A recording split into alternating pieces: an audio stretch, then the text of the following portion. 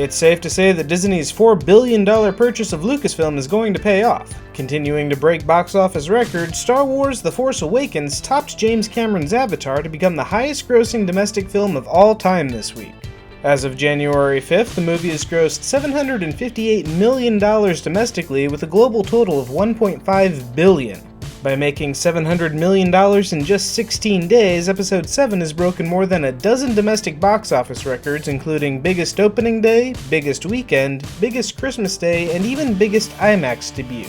And it's mostly thanks to this guy. This badass stormtrooper quickly became a fan favorite of the film, so Lucasfilm has released some background information on the trooper known as FN 2199. As detailed in Greg Rucka's companion story, Before the Awakening, FN 2199, nicknamed Nines by his friends, trained with the trooper who would be called Finn back in the day. But while Finn looked for a way out of the First Order, Nines found his place in Riot Control, which explains his use of the awesome Z6 baton. And speaking of baton-wielding characters owned by Disney, the second season of Daredevil is a sweet new teaser and an official release date.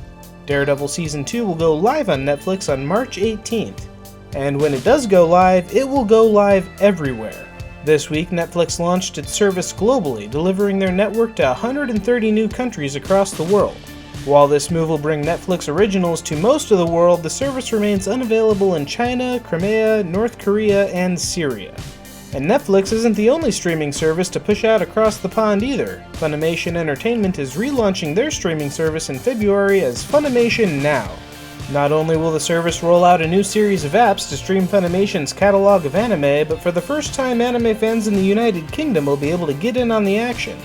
American streaming services can be a source of heartache for overseas fans due to licensing restrictions, but it seems Funimation has made a big step into branching over to Europe. Meanwhile, Britain is giving the USA something in return.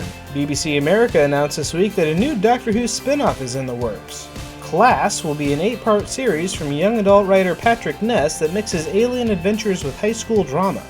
BBC America also announced that it has greenlit a new series based on Douglas Adams' comic novels Dirk Gently's Holistic Detective Agency. Also an 8-part series, Dirk Gently will be written by Mary Sue enthusiast Max Landis. And in one last bit of TV news, Season 6 of The Venture Bros is finally on the way. The Venture Bros has had somewhat of an irregular production schedule since it went on the air in 2004, with its 5th season ending in 2013 and its last special airing in January of 2015. Season 6 will be an 8-episode series that starts at midnight on January 31st. In video game news, Activision Blizzard has purchased Major League Gaming. Facing continuing financial troubles, MLG has been searching for a buyer for some time, leading to Activision purchasing the esports company for $46 million. While MLG offers a user streaming service similar to Twitch and YouTube gaming, Activision CEO Bobby Kotick says that they're going to continue to focus on professionally produced esports events. And finally, if you're a fan of VR tech, the Oculus Rift is now open for pre-orders. $600 will get you the Oculus Rift headset, an Xbox One controller, a copy of the 3D platformer Lucky's Tale, and a remote control. First shipments will go out on March 28th. And that brings us to this week's awesome video. Jolie Face is an animator working on an ambitious fan project featuring 90s-era X-Men. This is just the intro, but it's a safe bet that his first episode will be featured here in 2 weeks.